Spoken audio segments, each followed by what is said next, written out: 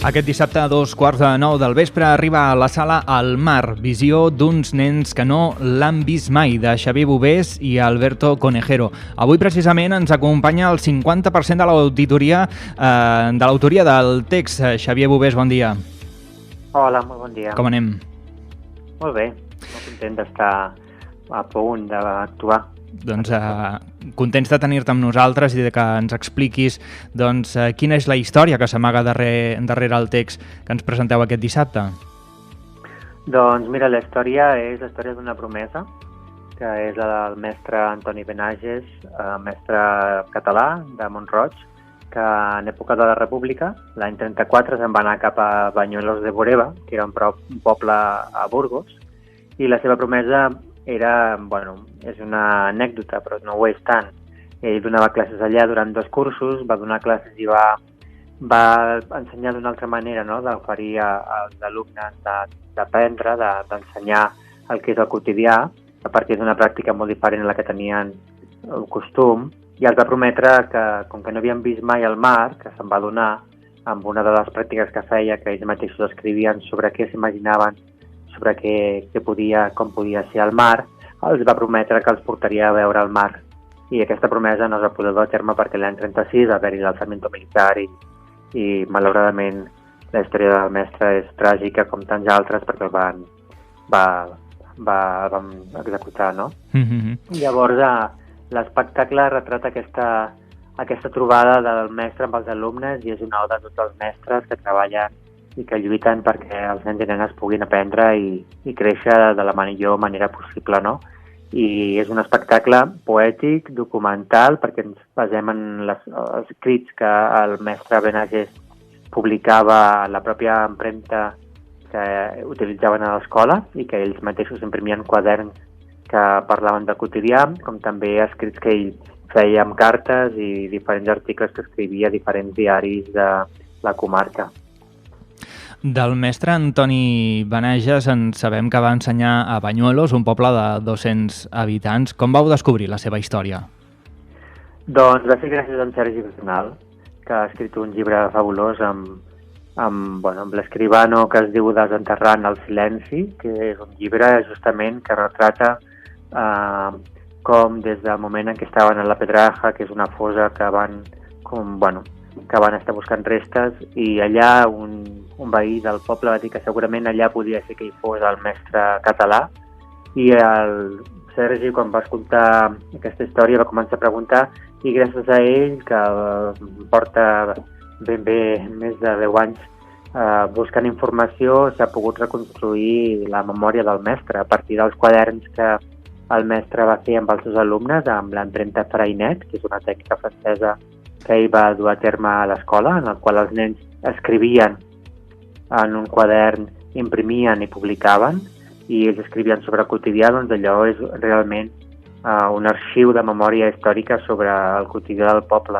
I en Sergi Bernal ho va documentar tot en un llibre, que és aquest, Desenterrant el silenci, que a més n'ha fet una exposició, i nosaltres vam comprar el llibre fa 7 anys, ens vam enamorar de la història i fins ara vam estar donant-li voltes i mira, l'any passat ens vam decidir i ens vam arriscar a imaginar la possibilitat de dur-la a terme al teatre.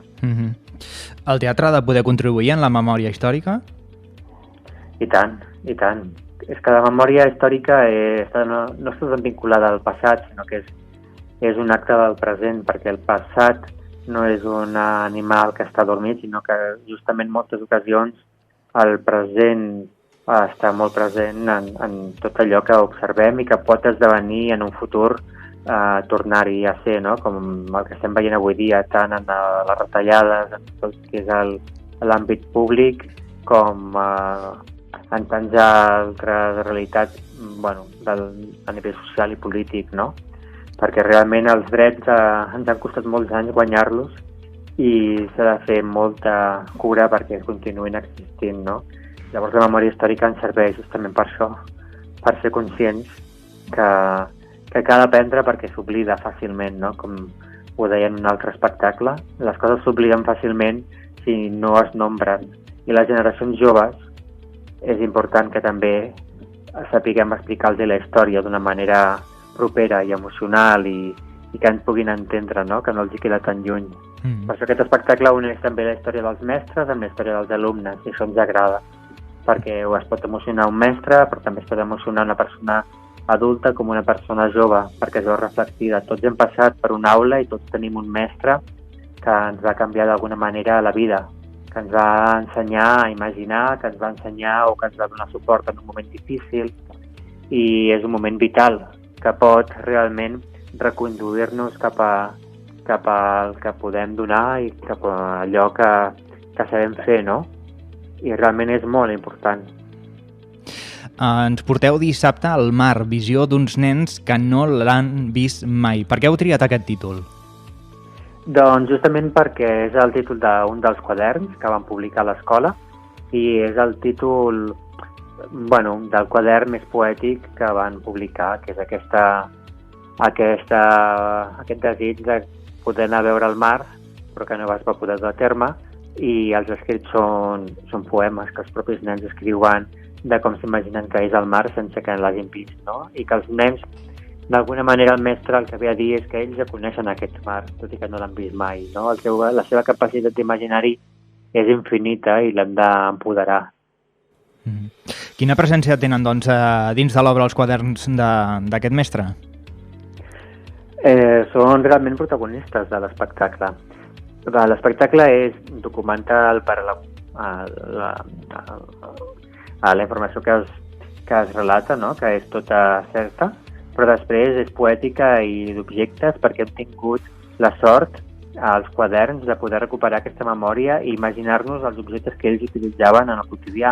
L'empremta Freinet, un gramòfon per escoltar música, tots els quaderns que els hem reproduït, els tipus de materials com les taules de l'escola, que no són exactament ni molt menys com eren, però ens donen la idea, no? d'una aula que es mou, una pissarra en la qual ells escriuen les seves idees. Llavors els quaderns ens serveixen de timó per entendre aquests dos cursos en els quals passen del fred a la calor, passen de tenir inspeccions de la Guàrdia Civil, a tenir trobades a l'aire amb el gramòfon i ballar. Realment és una festa, perquè realment van fer moltíssimes coses en molt poc temps. I nosaltres intentem d'alguna manera, amb aquests objectes i projeccions audiovisuals que juguen amb aquests objectes, acostar l'espectador a aquesta experiència en primera persona, com si estiguessin allà. Si nosaltres poguéssim imaginar-nos el quotidià en primera persona.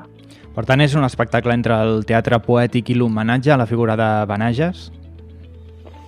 Sí, l'homenatge als mestres, a Benages i també a tots els mestres que donen cada dia part de la seva energia més vital a que petits i no tan petits puguin fer-se persones adultes i autònomes.